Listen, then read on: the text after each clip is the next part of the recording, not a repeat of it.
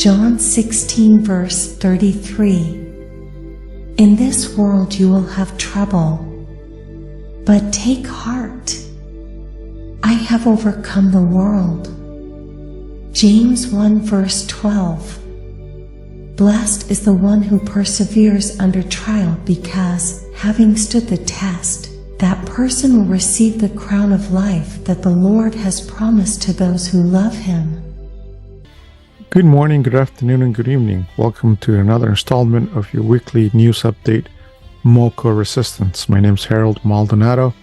Today is Tuesday, August 29th, year of our Lord 2023. We welcome new listeners, and we at The Resistance give you a huge welcome. And thank you for giving us a chance. And for old subscribers and usual listeners, welcome back to the channel. Today's episode is number 11. We've entitled the episode, False Flags Afoot. The occupation, along with the Democrat Party all over the country, are in damage control, basically. And we thought this title was appropriate because they're planting a lot of false flags, and we've seen them at all levels. Yesterday with the mass shootings, yesterday with the Montgomery County government officials stating that there were hate crimes because of anti-Semitic paintings somewhere in the county. So we're going to look at that, and we're going to look at other information. So without any further ado, let's go into the game plan for today. And please don't forget to share these broadcasts and podcasts far and wide. We need this information to reach all parts of the county.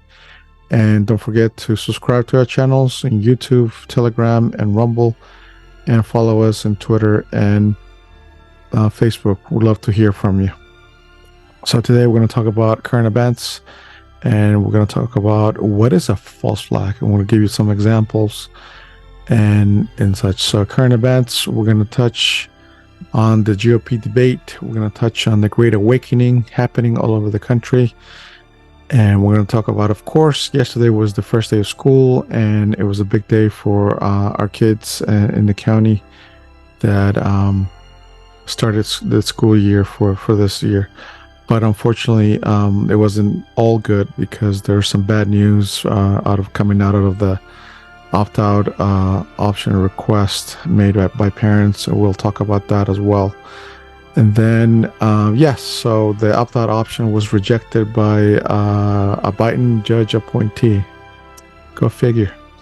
All right, so let's get started with current events. And as usual, we will use the Twitter feed. And here's the shot heard around the world. And let me put this up. There you go.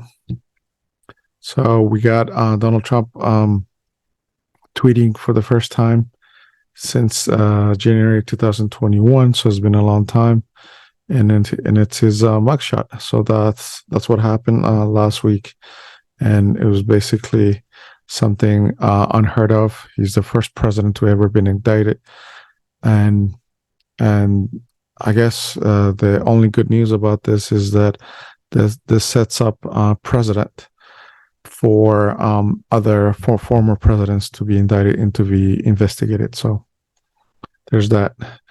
And there's a lot of ramifications coming out of this, and we'll touch on this as we go through the current events. So this was a mugshot, August 24th, 2023. And he posted for the first time again, and it's huge because many of you who are awakened to the truth know what this means, but we'll let everybody know who's not up to speed on this find out on their own, because it's better that way. Here we go. So Tucker Carlson interviewed Donald Trump last week. Instead, he opted to stay away from the debate, GOP debate, and it was a good interview.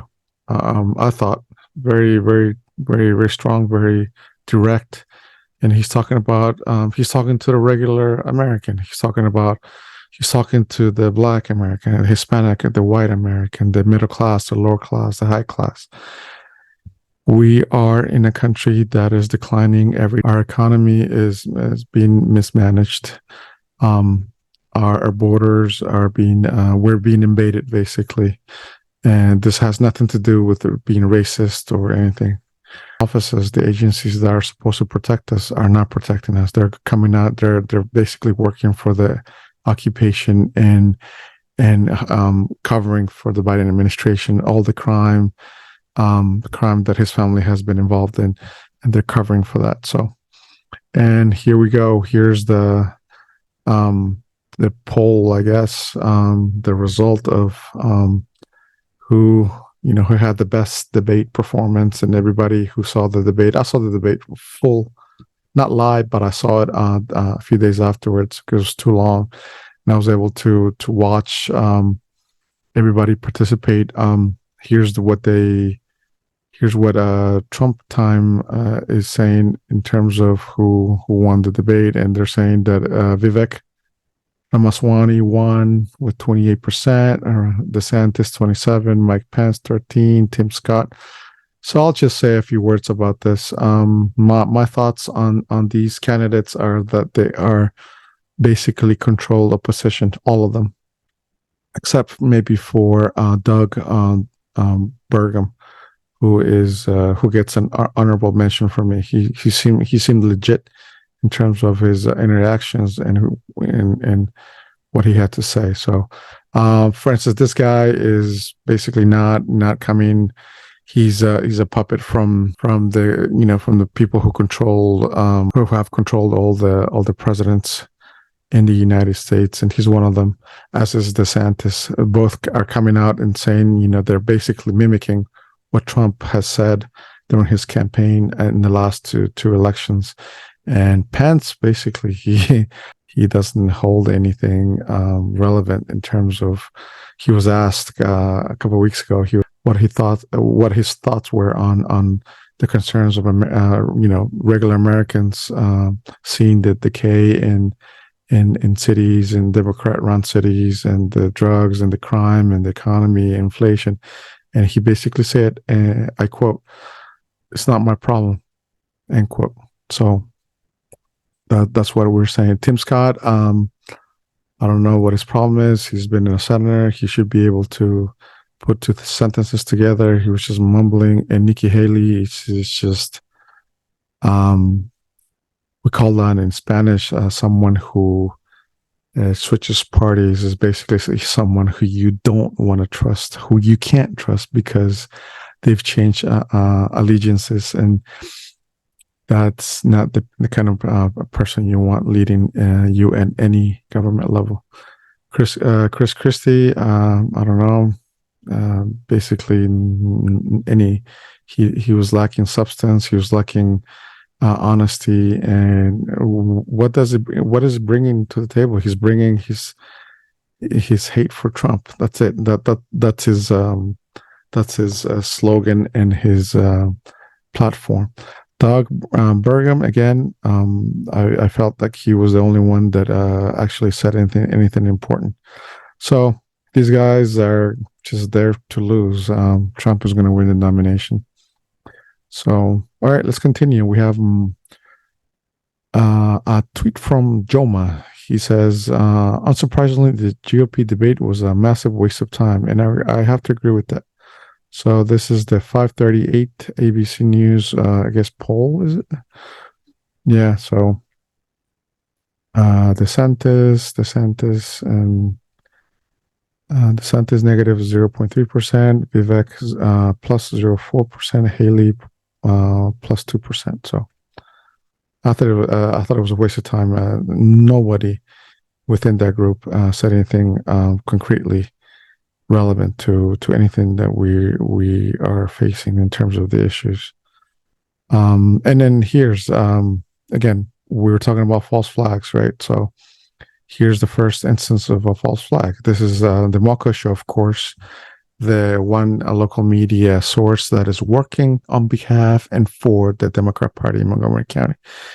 They say anti-Semitic graffiti found under bridge in Josiah Henson Parkway in North Bethesda, sensitive content.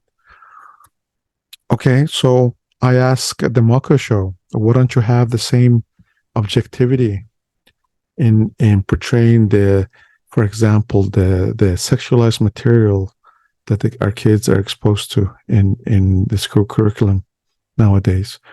What about the crime? Why don't you like report on and hold the government county councils officials accountable for what they do, what they say? Have you said anything about Mink and her racist comments? I believe 100% that these false flags are intended to divide us further. And as I tweeted to Evan Glass this week, what are you talking about? We live in the most diverse county in the country. I've lived here for almost all my life, and I've never seen any hate. I've never seen any discrimination. Everybody gets along. I think we are, in terms of being neighborly, we are the most neighborly people that I've met. I've lived in other places and other parts of the world, and this is just an example of a false flag. So they want to divide. They want to scare people. They want to say, that we have white supremacists in the county. No, I haven't seen one yet. They might exist, yes, but they're not. We don't have that problem here. You are creating the problem. You are doing this in order to divide our communities, our society. In order for what? To gain favor, to gain power. This is completely a false flag. 100%. They did this during the campaign as well. All right, let's continue. We have Darren Johnson replying to Clean Slate Moco. Lol. This Evan Glass. So Evan Glass, right, the president of the county council, he's all about equity and inclusivity and working for the people and being, one of the guys, one among the people. So why are you blocking people?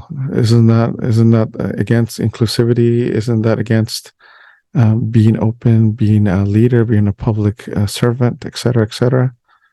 You are a joke, and you should think about resigning.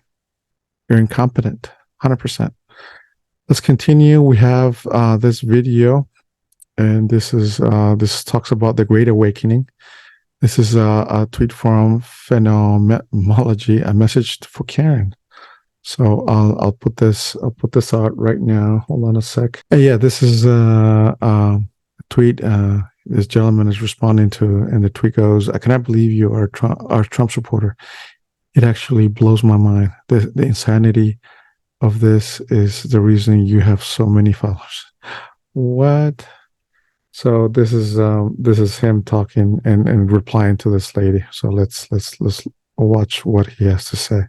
Of course, here, as y'all can always see, it's always the white liberal that's always trying to tell us black folks who we're supposed to vote for, who we're supposed to side with, which is usually Democrats, and that,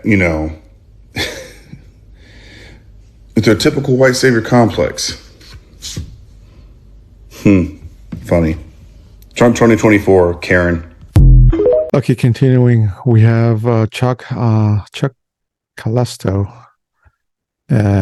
He put up a meme, and the meme says, imagine that. Imagine, if you will, a virus so smart it attacks every 4 years during presidential elections. Yeah. So as you've heard, our show from last week, from episode 10, we told you that the Biden administration was planning on releasing new mandates and asking people to wear masks again. So yeah, this is on cue. This is what they do. This is what the Democrat Party does, and this is what we're exposed to right now. And we said we're not going to comply, and I urge everybody listening to this podcast to do the same, because it's a hoax. It's a false flag. It's It's basically expected because they've lost the control on the people, and the people are awakening every day by the hundreds, by the thousands in the county, in the country, in the state. So they're losing the battle. All right, continuing, we have Jack Poso, who tweeted, "Mostly white Asian male supremacy is on the rise." What? So, so this is about the shooter that the last mass shooting yesterday, was it? Yeah.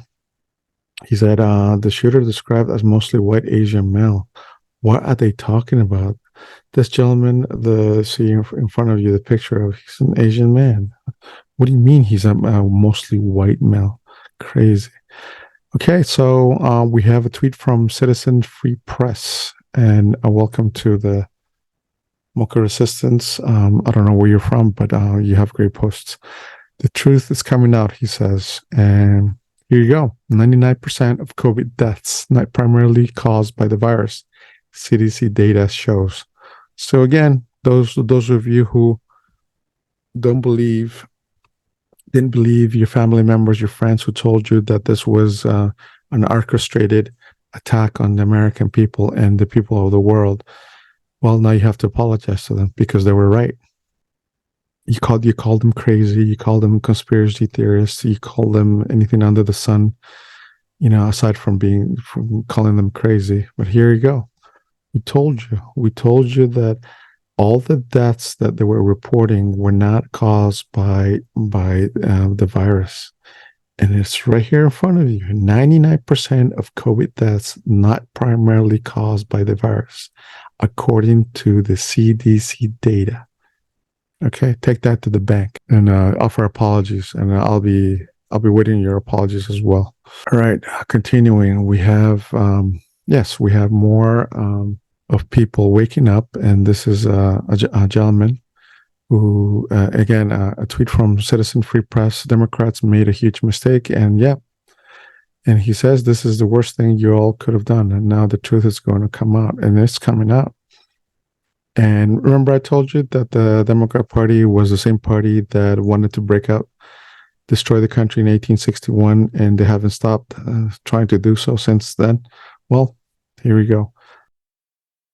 All right, so first things first. His mugshot is funny as hell. I don't care what nobody says. Shit funny. Anyways, getting to the business, right? So if you're a Democrat or whatever you are, you don't want Donald Trump in office, let me let you know something. This is the worst thing that Chuck could have did. Okay? So here's why.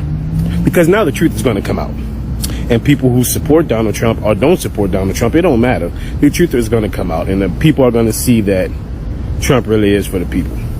I don't care what nobody says. You call me Uncle Tom, Uncle Ruckus, you call me whatever you want. Trump is for the people. Trump don't give a shit about Democrats. Trump don't give a shit about Republicans. Trump, he about his money too. But he is more for the people than anybody ever has ever been. So Trump 2024. Yeah, so you heard that, and people are waking up. People from all walks of life. In this case, the African American community is actually waking up to the fact that they've been used. And as you will soon also hear, is that the Hispanic community and other minorities are waking up to the truth that they've been used by the Democrat establishment machine that has promised them everything under the sun. For example, the Hispanic community. All the time that I campaigned last year, for example, they used to say, Biden has promised, he was going to legalize, the illegals, and he was going to provide help to the illegals, and he's going to make him legal. He's going to give him papers, et cetera, et cetera. Yes, the Biden administration or the Biden campaign promised that during the campaign. But when is the last time that any president from either party, did anything for illegals in this country? Not anyone since Ronald Reagan, who provided the amnesty countrywide for all illegals to become legal. So the Democrat Party has promised this. They haven't delivered. They've promised help and assistance to the dreamers, and that's coming to a halt. So people of all minorities, from all minorities, are waking up to the truth, and the Democrats don't like it. And that's why they're a little ticked off. So I was watching these Trump videos of him getting arrested in Atlanta, and wow, it's very interesting what's going on. One thing I wanted to point out is that the hood is waking up. And what I mean by that is the lower income blacks that the Democratic establishment has been holding on to, even they're starting to see through the bull crap. And it's very evident. I'm about to show you some videos here in a second of Trump rolling through the hood in Atlanta. I used to live in Atlanta for a majority of my life, grew up there. One of the reasons I left and came out to the country is because of how these liberal cities are ran. Atlanta has gone downhill bad in the past 10 years. But Rice Street. Rice Street is the jail in Fulton County. That's what they call it because it's on Rice Street, or it used to be called Rice Street. Terrible jail. I've actually been incarcerated there before. It is definitely one of the worst places you could ever go to in the United States. It's a place where the COs in there may have like pink hair, gold teeth, tattoos everywhere.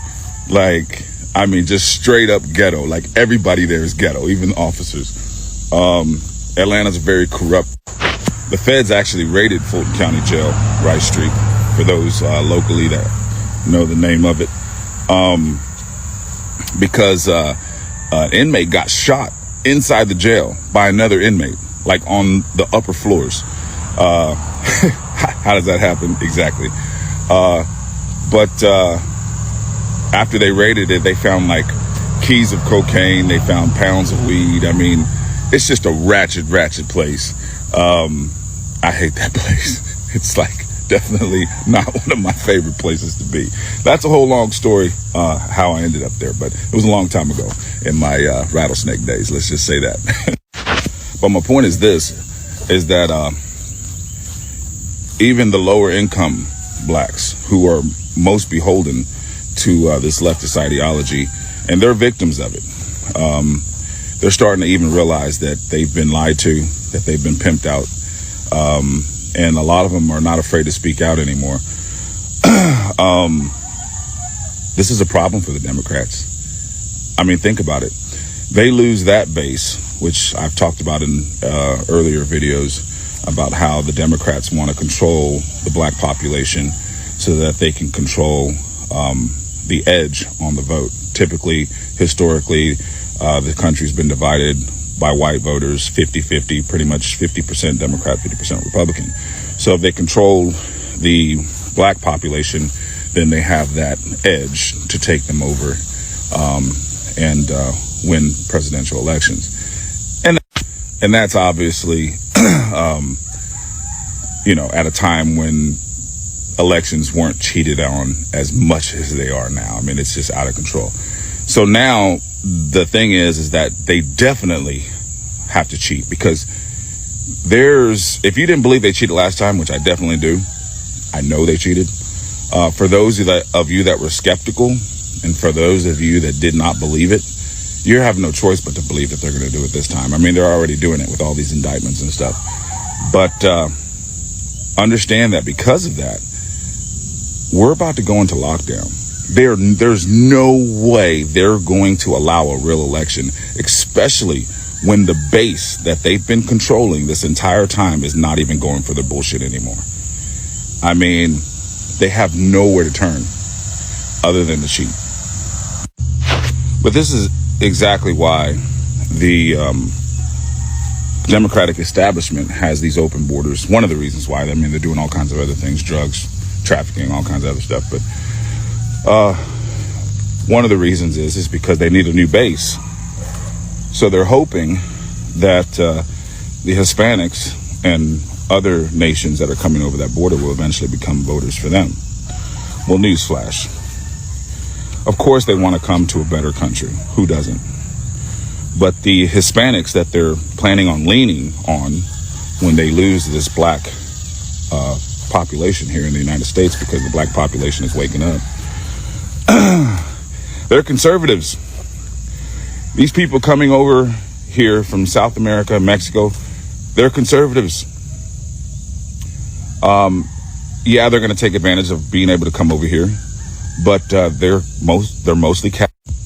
They're not pro-abortion. They're not pro LGBTQ, RSTUV. They are typically conservative in their thinking. Same thing with the Cubans in Miami. They came from a communist country. They understand what communism is, and they're conservative as well. So the Democratic Party, they're imploding on themselves. But don't get it twisted.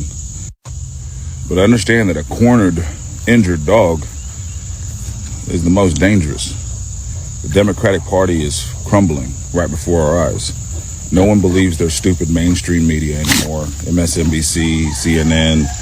No one's going for this BS anymore. People are waking up. There's a mass awakening happening.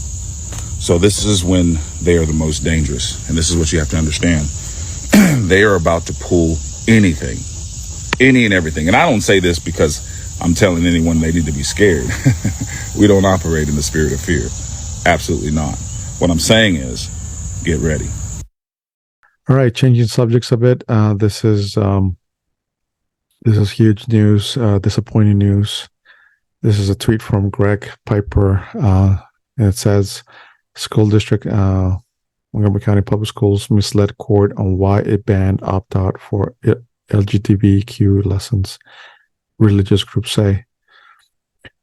Carroll National makes public 100 plus pages of district comms on pride storybooks.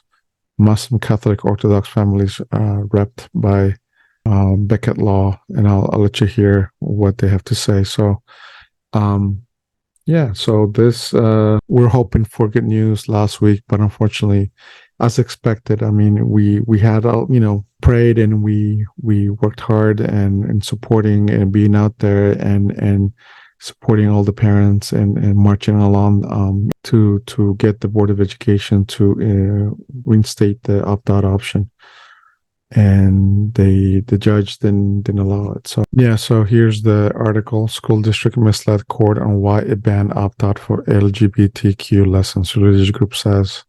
So you can hear what they have to say. So the article reads, newly revealed public records show teachers were instructed to challenge students who question gender identity, and no evidence of concern about too many opt-out requests. The stated basis for public policy change. So newly revealed teacher training materials and sworn affidavits show Maryland's Montgomery County Public Schools lied. The federal court hearing a lawsuit by religious families against the district's no exceptions policy for gender and sexuality instruction in the English language arts curriculum, a national Muslim group claims. So they basically lied to the public, to the parents, to the organizations that were in the forefront against this fight. So we have a tweet from maskless refugees, and here's the Board of Education, what the Board of Education teaches. They teach Satanism, Common Core math, gender fluidity, evolution, abortion, drug use. No wonder school children shoot school children. Only two genders. Hashtag only two genders. Wake up, Babylon Christians. Babylon America. Pride is your downfall. Correct. We agree with that 100%. Thanks for putting that out, Maxless Refugee. We are experiencing the full attack of the Marxist, communist, socialist occupation run from the Tacoma Park Communist Cartel. We got puppets everywhere. We got political puppets in the council. This guy right here is one of the main ones. We got the executive, Mark Eldridge, also a puppet. And also the Board of Education are puppets, all of them. So we have a post from Nikki Naley. This is an outrageous attempt to discourage oversight. Maryland's largest school district, MCPS, wants to charge defending ed $18,000 plus to obtain public records of correspondence about the district banning parental opt-out policies for its gender and sexuality curriculum. Wow. Yeah.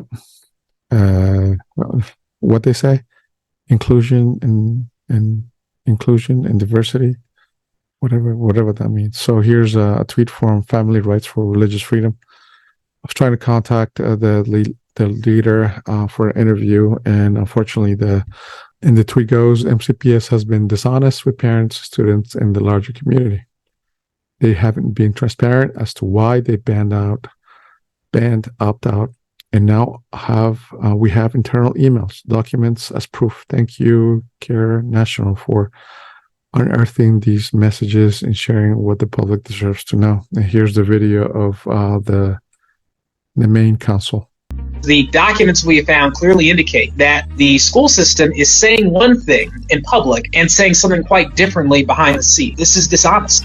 They have not been honest with you, the parents. They've not been honest with the media, with the public, and even a federal court. You can't just make things up in court to win a case. You have to tell the truth. When they first canceled it, they said publicly, well, look, we need an affirming classroom environment, and the best way to achieve that is to ensure that everyone can have access to these new books without giving anyone a chance to opt out of the books. That was their first public explanation. When that did not satisfy parents in Montgomery County Public Schools who still wanted the opt-out option, then MCPS changed course. They said, well, look, the law doesn't allow an opt-out. The law allows an opt-out for formal sex education courses, but these are English classes, and therefore there's no right to opt out. Now, that explanation didn't fly because they were conflating two things. It is true that state law mandates requires an opt-out for sex education courses. It is also true that state law does not mandate opt-out for other courses or other curriculum. But it is not true to say that state law bans schools from allowing opt-outs for other curriculum. And in fact, we found out in court that Montgomery County Public Schools' own policies say that students can indeed opt out of lesson plans and other activities if it would compromise their religious beliefs. And so when MCPS was confronted with this policy, they changed their story again. They said, well, okay, yes, it's not illegal to allow the opt-out, but see, the problem is it became too burdensome. There's an exception to their policy saying we don't have to allow the opt-out if it becomes too burdensome. So in court, for the very first time in court, they suddenly said, yes, it was too burdensome. That's why we canceled the opt-out. This belated explanation contradicts what they said before and publicly. They only brought it up when they were cornered in court, and it contradicts what they directly told the Muslim community when they privately met with Muslim leaders earlier this summer. Yeah, so as you can hear and watch, the Board of Education and MCPS are dishonest, and they are using anything in their legal power and to maintain the opt-out. Their message, their propaganda that they're for inclusion, diversity, and justice, racial economic justice, it's all baloney. It's all baloney, and I apologize for the previous videos that had inappropriate language, but you have to be I don't know, in some kind of trance to support this organization, MCPS, who at this time has become the enemy of the people in Montgomery County. They are infringing on the First Amendment of the Constitution, the mere foundation of the country in terms of its legal framework. This country was established and created based on the principles of religious freedom, and we have a public school system in a state where that is being ignored. Let that sink in a little bit. All right, let's continue. And of course, we have my MC Media. And here's a response from the other side. I quote, we are grateful and happy that we were able to be successful in the lawsuit. When Montgomery County Public Schools Superintendent Dr. Monifa McKnight told MCM, our charge is to be able to continue to implement the policy. So again, right there from the horse's mouth, you have the superintendent of education, McKnight, supporting the decision and ignoring everything I just said. Minority issues, religious freedom, First Amendment, everything. So you have a control puppet again as the head, in the office of the superintendent. And she's just blabbing around. And what this is, let me remind you, is Board of Education and the county council, along the executive. They want to legalize and normalize pedophilia. If you can't see this right now with this information and with all the information available, with all the groups that we've interviewed, and with all the materials that you've been exposed to, I don't know what to tell you. If you want to support pedophilia and want to legalize it, this is the way to do it. This is why they're pushing this. They want to desensitize kids, our children, in order for them to accept sexual acts at a younger age, to know what to decide what gender they are, etc., etc. This is basically a recipe to destroy a society, and they want to do this. Make no mistake, they want to destroy the society. Let's continue. All right. So on a bright note, yesterday was the first day of school in Montgomery County, and we wish every parent and every child that's part of the school system to have a positive and very successful school year. But again, we're here to fight the system. We're here to fight the communist occupation, and we will continue to do so. We are going to continue to work towards establishing the correct parents' rights to be reinstalled, and for us to decide if we want our kids to be exposed to certain material or not. And again, this is part of the occupation. And as you are listening to this in your car, at home, at work, in your cell phone, going for a jog or anything, yeah, we are the resistance. We are the resistance that is fighting this occupation. And we thank you for your support, for listening to us, and and for sharing these broadcasts far and wide. So this concludes the current events, and we'll now turn into the meat of the program, which is, what is a false flag? Let's start with the definition. A false flag operation is an act committed with the intention of disguising the actual source of responsibility and pinning blame on another party. Sound familiar?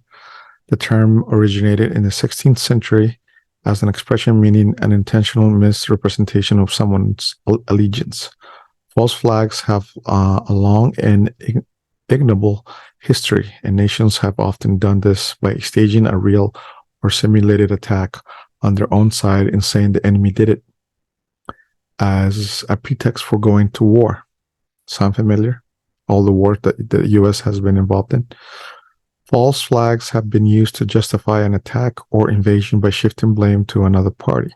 Let's go ahead and start with some examples. All right, let's go ahead with the Hawaii fires. We covered that last week. So what happened in the Hawaii fires? Well, the Marxist occupation blamed it on climate change. They wanted to push the propaganda to reduce the use of fossil fuels, not only in the United States but everywhere. That's why you're seeing all the push for electric vehicles, electric this, and renewable energy, et cetera, et cetera. So, and all government officials involved, from the top, federal, state, local level officials are pushing this. And of course, the mainstream media is the main ally to spread this falsehood. They're saying, corporate America, the corporate world all over the world are actually, doing this. You have the World Bank, you have the IMF, you have all the European Union and the United Nations talking about carbon zero. That's their goal. But what's happening behind this? It's that the fires were caused by direct energy weapons, This was done in order to grab the land as a land grab by the International Criminal Syndicate to take away the land of the residents in that area, and actually to provide the cover in order for them to create the first smart city. And this will basically be, the reason why they created the fires. They blame it on climate change, but they actually wanted to do this in order to get the land, purchase the land cheaply in order for them to create their smart city. So that's coming along, and you'll see right now some examples of videos, examples of this false flag.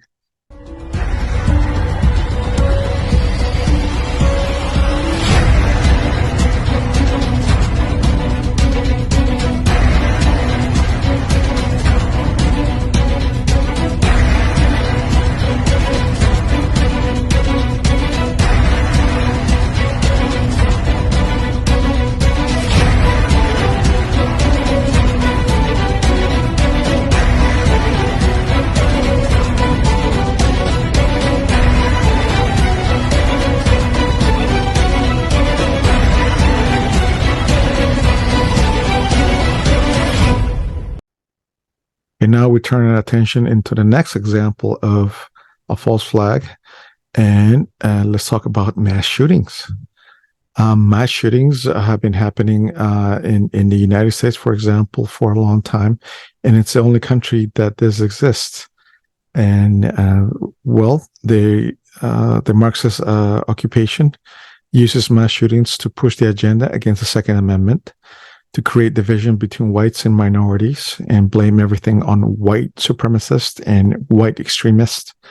And of course, you have sports, Hollywood celebrities. They collaborate. They post Twitter posts, Facebook posts, videos, and say enough is enough, and thoughts and prayers are not going to do anything. And we just had a mass shooting yesterday.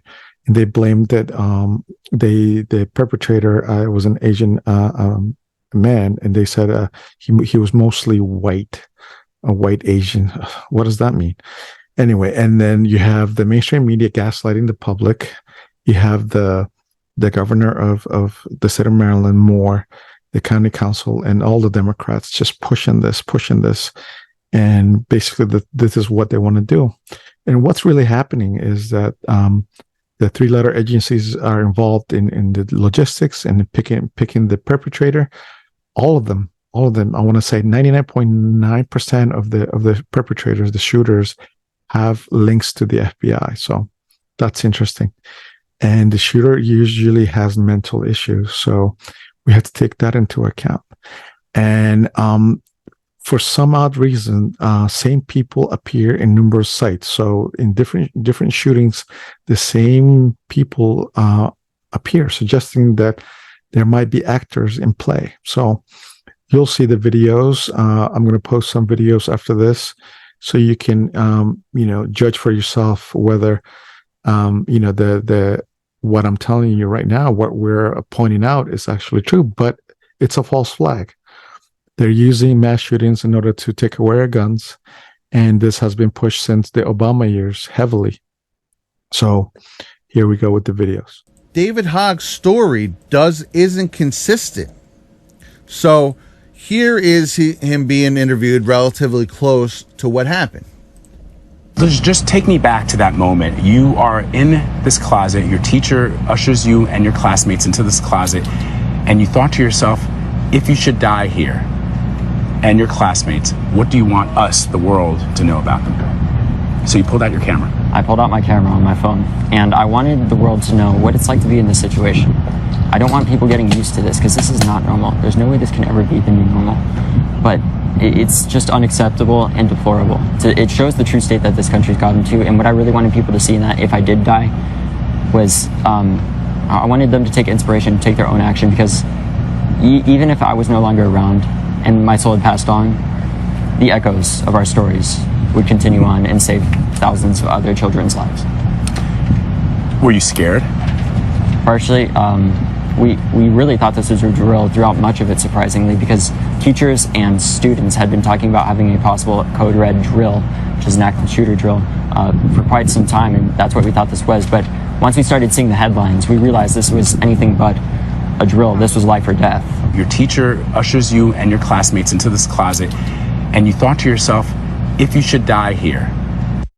Okay, so in this version of the story, he's there when it happens, and the teacher ushers them into a closet, and then he creates this video where he's totally calm and nothing. I mean, you wouldn't be freaking out, but nevertheless, so this version, he's there, but then in this interview, listen to what he says here. On the day of the shooting, I got my camera and got on my bike and rode as fast as I could 3 miles from my house to the school to get as much video and get as many interviews as I could, because I knew that. Okay, so one guy, he tells that he was in the school when it happened and they got ushered into a closet and all this stuff. In this version of the story, not too long after that, he says that he was at home and he grabbed his camera and went to the school. So you're supposed to notice, right, when things don't line up. Now, here is clip of him rehearsing his lines the very night of. Because we had a fire alarm earlier that day, and that was a drill. So we thought this was a drill too, just another one. Because we have a lot of fire alarms, a lot of fire drills at the school. After we heard the first gunshot, we initially thought it was a drill. Actually, that was a bad choice. It's okay, you're fine. Actually, that was a bad choice because the janitor. Sorry. It's okay, you're fine, David. You're fine, man. Honestly, when I was going out, I was kind of in. I wasn't. Hold on. It's okay. When I was going out, I was in shock. Yeah, saying it, I don't know how to put this in perspective. Okay, that's coaching. So most of my friends that made it out, one of them went into a bathroom in the same, I believe, in the same hallway as the shooter. Hold on. It's okay. One of them went into the same bathroom, I believe, as the hallway shooter. He was in there at the same time, and he was in the bathroom, and he didn't know if he was going to live. Okay, so that is 3 slightly different stories. One, he's stopping and he's trying to remember clearly rehearsed lines. He's darn. This one, he was at home when it happened. This one, he's at the school when it happened. So something doesn't add up here. Okay, then you have this senior who says she was actually with Nicholas Cruz when it happened. I actually was in the bathroom at the moment, and I had came back to my classroom and I knocked on the door, and the fire alarm went off, and principal came on the speaker and just said, everyone needs to evacuate right now. So that's what we did. As I was going down the stairs, I heard a couple shots fired. Everyone was freaking out, saying that it was a gun. And as we were walking, the whole class together, I actually was speaking to the suspect, Nicholas Cruz. And as I was speaking to him, he seemed very, I don't know what the word I want to say is, but he was trouble in middle school. So I kind of joked to him about it and said, I'm surprised you weren't the one who did it. And he just gave me a huh. So that's really what happened. You were walking down the hall. He had already fired at that time. Yes, sir, with him. Weren't you scared? In the moment I wasn't, because there was obviously definitely another shooter involved, but...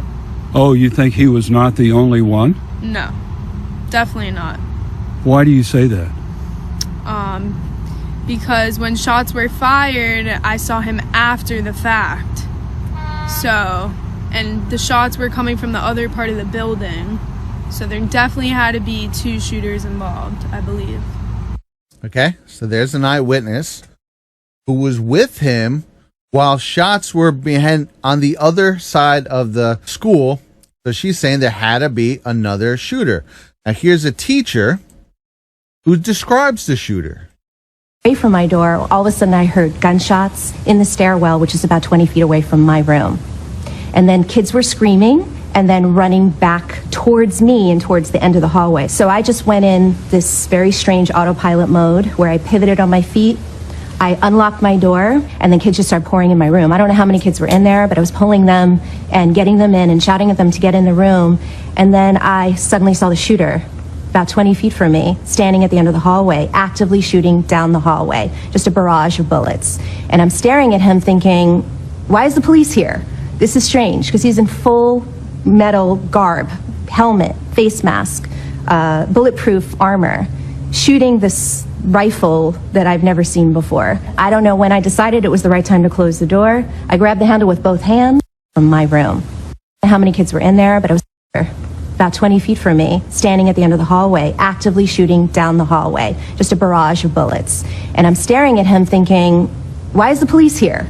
This is strange, because he's in full metal garb, helmet, face mask, bulletproof armor, shooting this rifle that I've never seen before.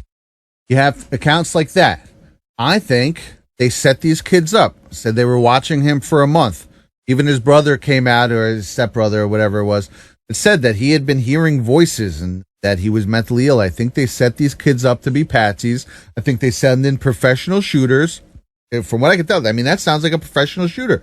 That's just like El Paso. The eyewitness accounts in El Paso said there were men in all black taking people out. This is what the ladies were saying in Spanish. Luego ya, cuando ya íbamos a pagar, mire cuando entraron unos hombres con pistolas disparando a toda la gente. ¿Eran varias personas?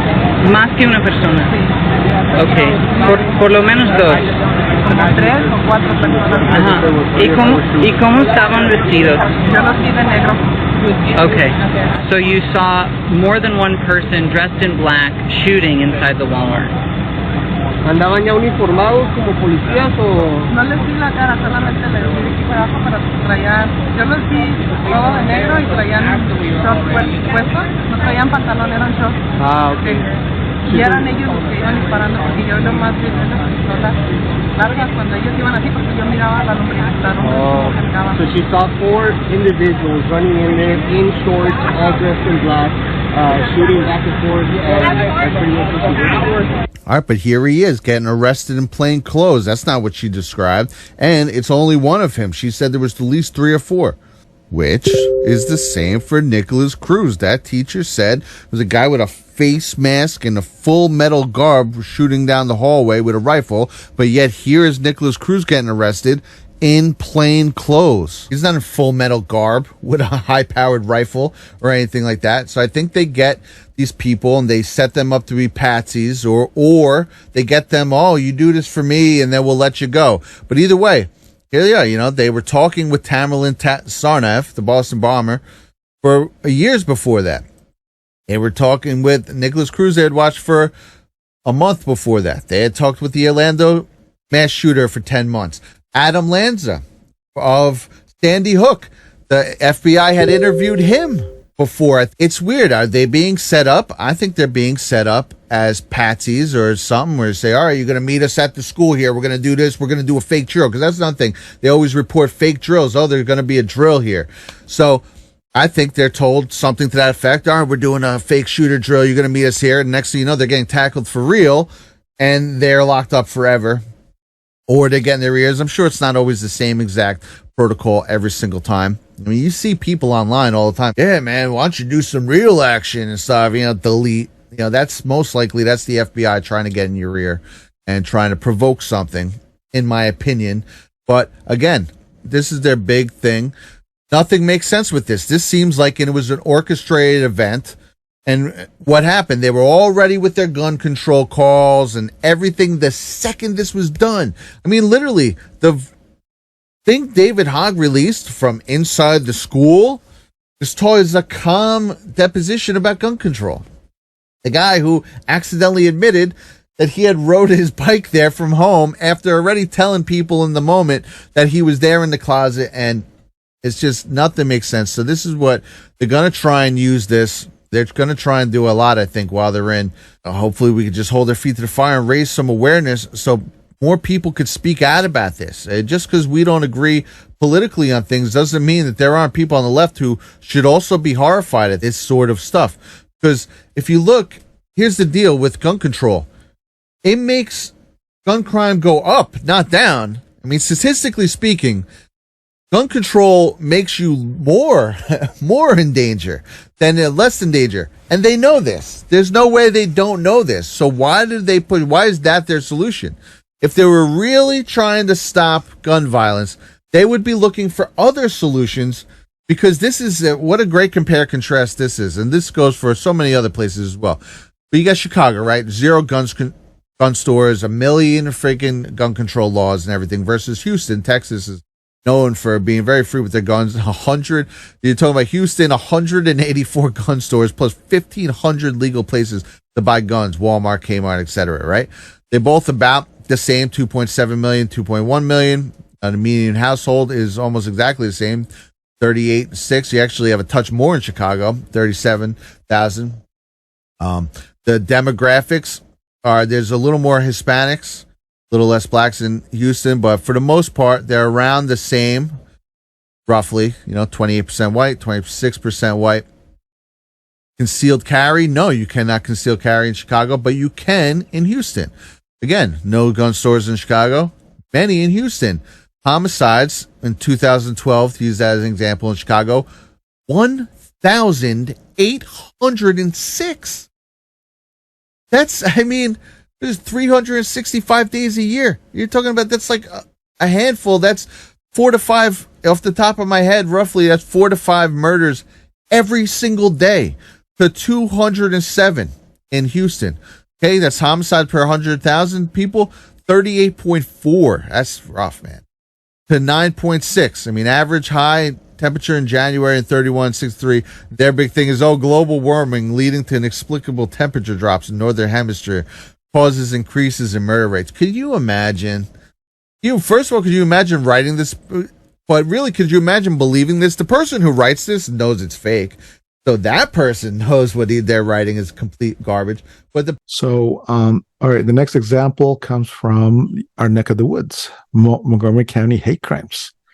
And basically they're doing this, the county council is doing this, and the executive have done this for a long time, since I was in high school. I was suspicious, but not really interested in getting to the bottom of things. But now, yes, we're getting into the bottom of things, and they're doing this to gaslight the public into thinking there's an extremist in the county. There's people who are far right and they're racist. And how can you have racist in the most diverse county in the country? That is completely baloney. They're doing this to create fear in the public, and they're doing this to create support for government officials that are here to protect you. So we have to thank the government officials, because they're going to protect us against this hate. I've lived here most of my life. I haven't seen any racial hate at all. And then, of course, they're doing this to bolster the racial division among residents, to separate us, to pin us so they can control us better. So what is really happening? So the supposed perpetrators of these hate crimes are Antifa, BLM. Them Democrats create the attacks. They have their thugs, painting and attacking and doing this. And you have cameras everywhere. And if this was legitimately a white supremacist or a Nazi sympathizer, they would have caught him on camera ex facto. But it's not. That's not what's happening. So you have Antifa, BLM, and Democrats, goons, creating these attacks, and they use this when public support is waning or questioned. So a false flag is what? You saw the definition. It's to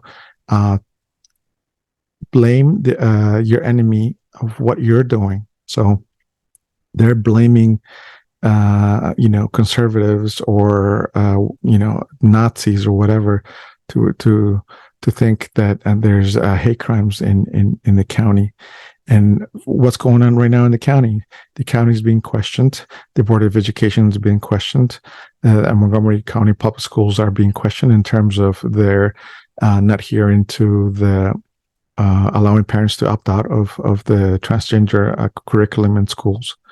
And you have local media following suit and supporting gaslighting efforts. So you're going to see the Moco show and then everybody else Hispanic radio stations and local media just jumping on the bandwagon in enforcing or supporting the gaslighting out to the public.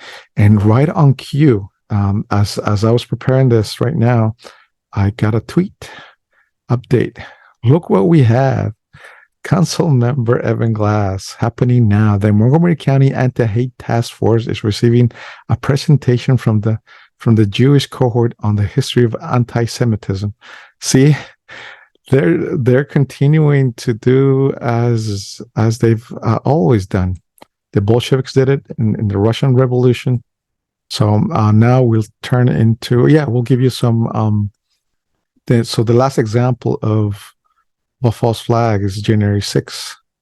So they did this to blame Trump supporters, to label them domestic terrorists, to gaslight the public that insurrectionists planned to overthrow the government. And they did this to legitimize the elections. And of course, they used mainstream media to make the public believe this was huge. This was a huge, unprecedented event that basically made the country be at the brink of being overthrown. So what really happened? You had Antifa, BLM, Azov Battalion, Ukraine soldiers dressed up as Trump supporters to infiltrate the protest and to create havoc in the Capitol. You had the three-letter agencies involved in logistics and picking out who was going to be there and incite the people, general public, into going into the Capitol. So as you saw in many videos, and I'll share some videos after this, that this is basically what they're doing, and they wanted to use this to get Biden elected, for Congress to approve or to certify the elections. And they did this, and everything about the truth about this false flag is coming out. And that's why the Democrats, they are in damage control, because everybody's finding out what really happened. You have Raskin, the congressman who was the lead investigator of the January 6th committee, that basically lied to the American public and to the world. And that, the information about that is also coming out. And then you have, as a result of this, you have created a police state, basically, in the country, where conservatives are being targeted, where Trump supporters are being targeted, and where you have political prisoners. You have people who have attended the January 6th protest, and they're being investigated by the FBI and other government agencies, just because they were exercising their constitutional rights. And that's the country we live in now. And following this, right now, I'll show you some videos that support everything I just said. We're going to begin tonight with footage that shows you what was actually happening inside the Capitol. The footage does not show an insurrection or a riot in progress. Instead, it shows police escorting protesters through the building, including the now infamous QAnon shaman. Watch. These are the pictures you've seen of January 6th. They're familiar because they've been playing on a loop on every media outlet in America for the last 2 years. There's a reason for that. But it turns out there's quite a bit of video you haven't seen. And that video tells a very different story about what happened on January 6th. More than 40,000 hours of surveillance footage from in and around the Capitol have been withheld from the public. And once you see the video, you'll understand why. Taken as a whole, the video record does not support the claim that January 6th was an insurrection. In fact, it demolishes that claim. And that's exactly why the Democratic Party and its allies in the media prevented you from seeing it. By controlling the images you were allowed to view from January 6th, they controlled how the public understood that day. They could lie about what happened, and you would never know the difference. Those lies had a purpose. They created a pretext for a federal crackdown on opponents of the Uniparty in Washington. Our office wanted to ensure that there was shock and awe that we could charge as many people as possible. The first thing you notice from viewing the full video record of January 6th is just how many people entered the Capitol building that day. Hundreds and hundreds of people, possibly thousands, over the course of about 2 hours. The crowd was enormous. A small percentage of them were hooligans. They committed vandalism. You've seen their pictures again and again. But the overwhelming majority weren't. They were peaceful, they were orderly and meek. These were not insurrectionists, they were sightseers. Footage from inside the Capitol overturns the story you've heard about January 6th. Protesters queue up in neat little lines. They give each other tours outside the Speaker's office. They take cheerful selfies and they smile. They're not destroying the Capitol, they obviously revere the Capitol. They're there because they believe the election was stolen from them. They believe in the system. Here's the man you've heard referred to as the QAnon shaman outside the Senate chamber. These are not rioters. These are people who wandered over from a political rally. We will not let them silence your voices. After the rally, they walked down Pennsylvania Avenue, where organizers had secured a federal permit to hold a legal rally on the grounds of the Capitol. I know that everyone here will soon be marching over to the Capitol building to peacefully and patriotically make your voices heard. Once at the Capitol building, things began to get chaotic. Capitol police officers fired tear gas into the crowd. A few at the front of the herd broke windows. Someone opened the doors, and many hundreds of others just walked in. We're going to make that the story. Of course, they did make it the story. And at the center of it, the single most famous person arrested that day was a Navy veteran from Arizona called Jacob Chansley, often referred to as the QAnon shaman. The so-called QAnon shaman. QAnon shaman. Someone named Q Shaman. Jacob Chansley became the face of January 6th, a dangerous conspiracy theorist dressed in outlandish costume who led the violent insurrection to overthrow American democracy. For these crimes, Chansley was sentenced to nearly 4 years in prison, far more time than many violent criminals now receive. What did Jacob Chansley do to receive this punishment? To this day, there is dispute over how Chansley got into the Capitol building. But according to our review of the internal surveillance video, it is very clear what happened once he got inside. Virtually every moment of his time inside the Capitol was caught on tape. The tapes show that Capitol Police never stopped Jacob Chansley. They helped him. They acted as his tour guides. Here's video of Chansley in the Senate chamber. Capitol Police officers take him to multiple entrances and even try to open locked doors for him. We counted at least 9 officers who were within touching distance of unarmed Jacob Chansley. Not one of them even tried to slow him down. Chansley understood that Capitol Police were his allies. Video shows him giving thanks for them in a prayer on the floor of the Senate. Watch. Thank you, Heavenly Father, for giving the inspiration needed to these police officers to allow us in this building. Contrast the reality of what Jacob Chansley did in the Capitol building on January 6th, the indisputable facts recorded on video, some of which has never before been seen, with the depiction of Jacob Chansley that you've seen in the media for more than 2 years.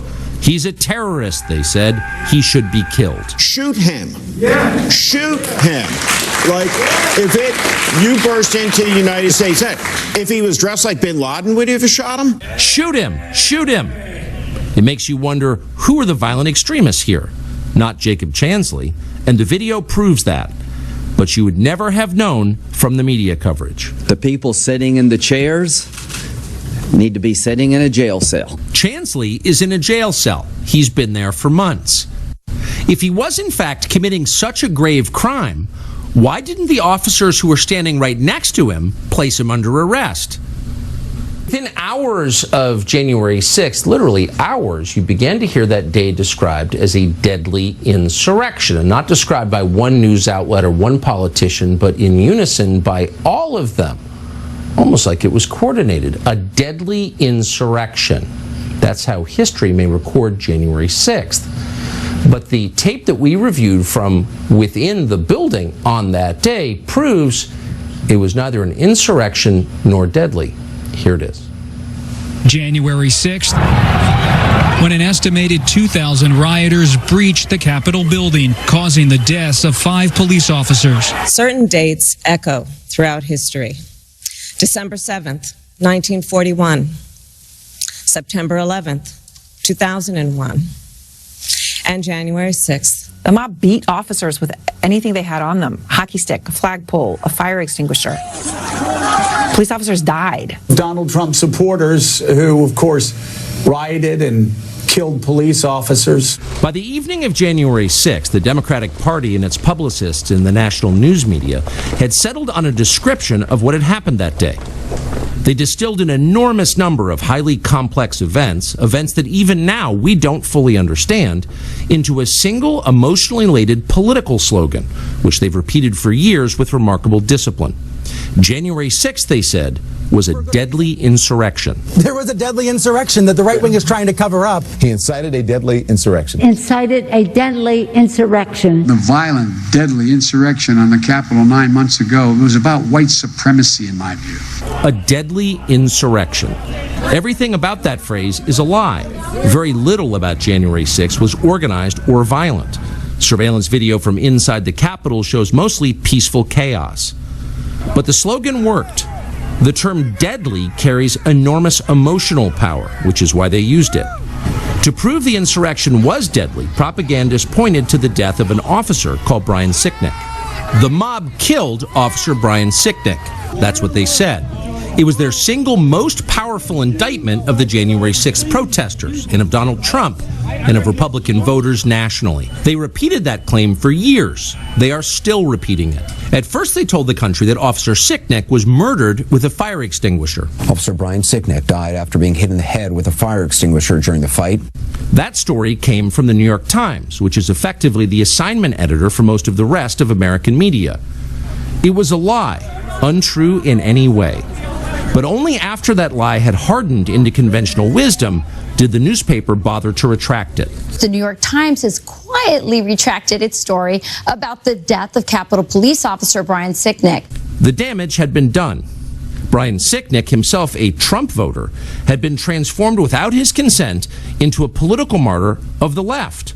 His memory was shamelessly exploited by the incoming Biden administration. In February of 2021, Sicknick's body lay in state in the Capitol Rotunda, where a parade of unscrupulous politicians made use of it. Here's Joe Biden. Breaking down the doors, trying to overturn an outcome of election, and killing several police officers in the meantime. But Brian Sicknick should not be reduced to a prop for the political ambitions of the Democratic Party. He was a human being. The facts of his life matter, including how he died. To this day, media accounts describe Sicknick as someone who was, quote, slain on January 6th. The video we reviewed proves that is a lie. Here is surveillance footage of Sicknick walking in the Capitol after he was supposedly murdered by the mob outside. By all appearances, Sicknick is healthy and vigorous. He's wearing a helmet, so it's hard to imagine he was killed by a head injury. Whatever happened to Brian Sicknick was very obviously not the result of violence he suffered at the entrance to the Capitol. This tape overturns the single most powerful and politically useful lie the Democrats have told us about January 6th. And it was indeed a lie. The January 6th committee knew perfectly well that Brian Sicknick was walking normally through the Capitol after he was supposedly murdered by Trump supporters. And they know that because they saw this tape. We can be sure because the footage contains an electronic bookmark that is still archived in the Capitol's computer system. That means that investigators working for the Democratic Party reviewed this tape. They saw it. But they refused to release the tape to the public. Why? Because this tape would shatter the fraud they were perpetrating on the country. Because hiding the truth served their political interest. They lied about the police officer they claimed to revere. If they were willing to do that, then their dishonesty knew no limits. One of the enduring mysteries of January 6th is the role that intelligence and law enforcement agencies played in the events of that day. We know there was some number of undercover federal agents in the crowd at the Capitol. Officials have since admitted that under oath. But what exactly were they doing there? The January 6th committee worked hard to hide the answer to that question. We do know from contemporaneous videotape that a mysterious figure called Ray Epps encouraged the crowd to go into the Capitol. For some reason, Epps has never been indicted for that. But there's no question he did it. We need to go into the Capitol! Under public pressure, the January 6th committee finally finally interviewed Ray Epps. Epps told the committee that he never entered the Capitol and therefore never committed a crime. His text messages showed that at 2:12 p.m., he boasted to his nephew that he had, quote, orchestrated the protests at the Capitol. He admitted he helped get people there. Yet, curiously, congressional Democrats consider Ray Epps an ally, not an insurrectionist.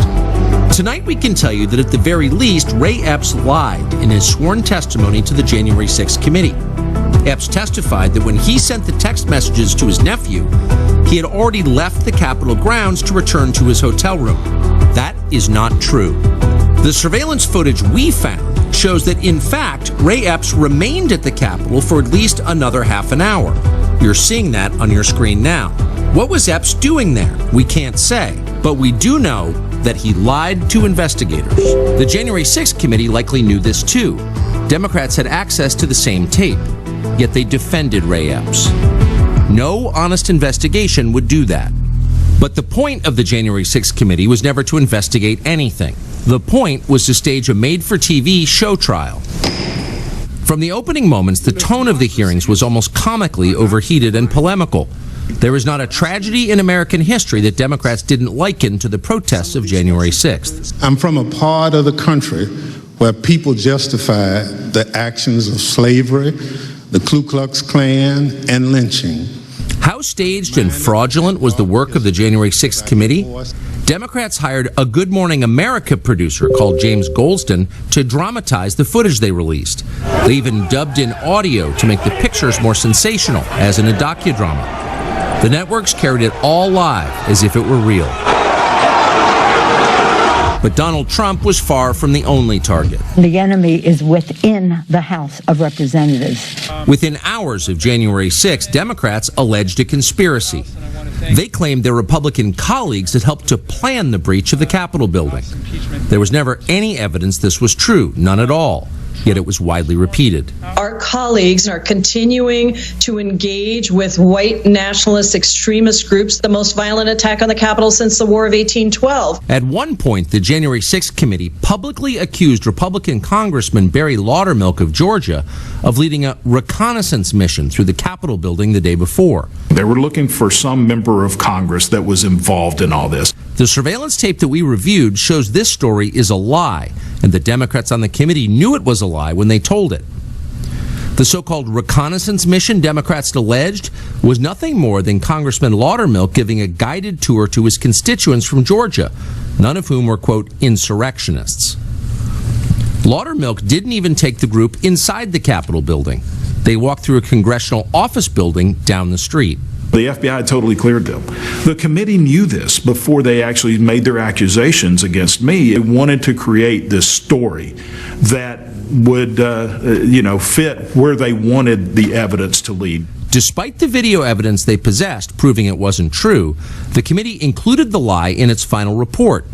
Protesters, it says dramatically, quote, took a tour of the Capitol with Representative Barry Laudermilk, during which he took pictures of hallways and staircases. If you read the final report, it was a manifesto against Donald Trump. That's all it was. When the committee wasn't accusing Republican office holders of planning riots on January 6th, it was accusing them of running away from those riots like cowards. In the case of Senator Josh Hawley of Missouri, the committee and their allies accused him of both. Josh Hawley is a To prove that Josh Hawley was a coward, the committee released video of him loping out of the building on the afternoon of January 6th with a police escort. The tape became a staple on social media. Democrats laughed with derision. Later that day, Senator Hawley fled after those protesters he helped to rile up stormed the Capitol. See for yourself.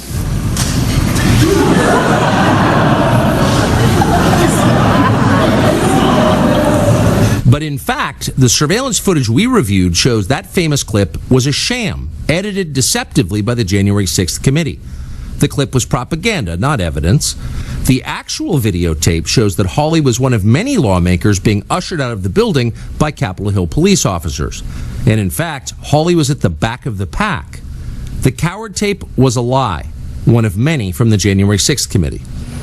Thank you for watching. This has been episode 11, False Flags Afoot. So expect more false flags to be be pushed by the Marxist occupation. The Democrats are basically on defense mode on damage control, because all their lies are being exposed. The public is awakening to the truth. We ask you to please share these podcasts and videos far and wide to friends, family, and your social circles. We appreciate your audience. Please share these far and wide again. Subscribe to our channels on YouTube, Rumble, and Telegram, and follow us on Twitter and Facebook. Join us. Join the resistance.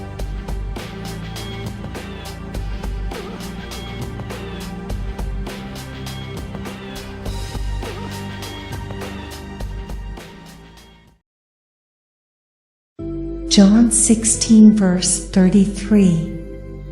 In this world you will have trouble, but take heart. I have overcome the world. James 1 verse 12. Blessed is the one who perseveres under trial, because, having stood the test, that person will receive the crown of life that the Lord has promised to those who love him.